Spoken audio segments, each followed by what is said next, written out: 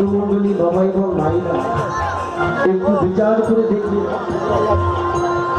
এই হরি নামে যে প্রেম পাওয়া যায়, এই কৃষ্ণ নামে যে আনন্দ পাওয়া যায়, আপনি অন্য কোথাও গেলে পাবেন। কি মায়েরা পাবেন?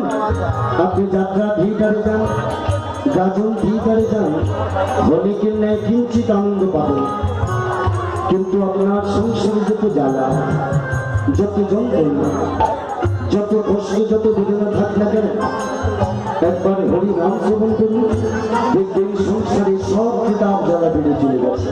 কি মায়েরা যায় না? তবে অনেক বাবা মায়েরা প্রশ্ন করে বিশ্ববিদ্যালয়, আমার সংসারে কোনো দুঃখ কষ্ট নেই। আমি বললাম কেন? তবে কেন জানি, আমার তিনটি ছেলে সবাই সরকারি চাকরি করে, আর মাস গেলে আমার ঘরে লাখ লাখ টাকা আসে। ও মায়েরা, যার ঘরে লাখ লাখ টাকা আসে মাস গেলে, তার ঘরে দুঃখ থাকে? আমি বললাম বাবা, টাকার অহংকার দেখাচ্ছেন, কিন্তু টাকা দিয়ে জগতে কিন্তু সবকিছু নেওয়া যায় না। যাই হতে পারেন আপনি কোটি টাকার মালিক, আপনি টাকা নিয়ে বাজারে আসুন, শেরপুর বাজারে হয়তো টাকা দিয়ে একটা দামি খাট কিনতে পারবেন, কিন্তু টাকা দিয়ে কোনোদিন চোখের ঘুমটাকে আপনি কিনতে পারবেন না। মনে রাখবেন, এই জগতে টাকা দিয়ে নামি দামি ঘর করে যায়, কিন্তু টাকা দিয়ে সেই ঘরে কোনোদিন সুখটাকে কিনে রাখা যায় না। এই জগতে টাকা দিয়ে বই কেনা যায়, কিন্তু টাকা দিয়ে শিক্ষা বা বিদ্যাটাকে কেনা যায়। যে প্রেমী, যে কৃষ্ণ নামে এত প্রেম যিনি দিয়েছিলেন, তিনি কে জানি? তিনি আমাদের কলিযুগের ভূষণ, কলিযুগের অলঙ্কার, কলিযুগের রত্ন, কলিযুগ পাবন অবতার শ্রীকৃষ্ণ চৈতন্য মহাপ্রভু। আমি যদি এত প্রেম থাকে মায়ের, আগে জানতে হবে নামটা কোথায় ছিল, কোথা থেকে কোথায় এলো, তবে জানবো, তবে কথাই নয়। সুর তার ছন্দের মধ্যে বলছে, লোকে গোপনে ছিল ওই মোহনা,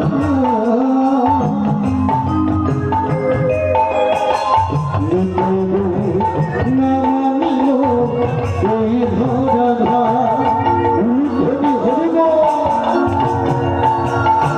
লোকে গোপনে ছিল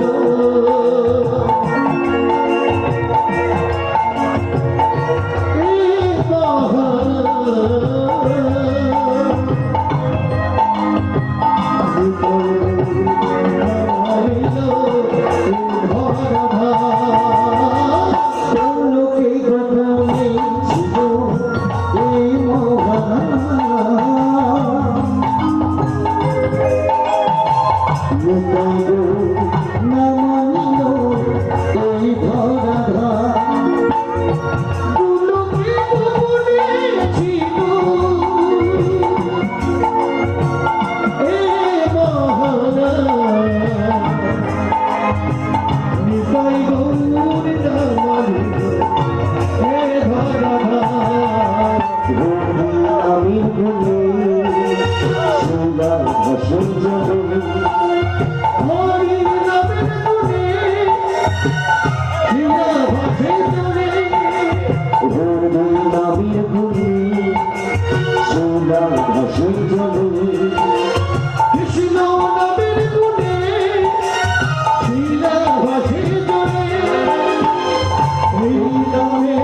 শান্তি পাবে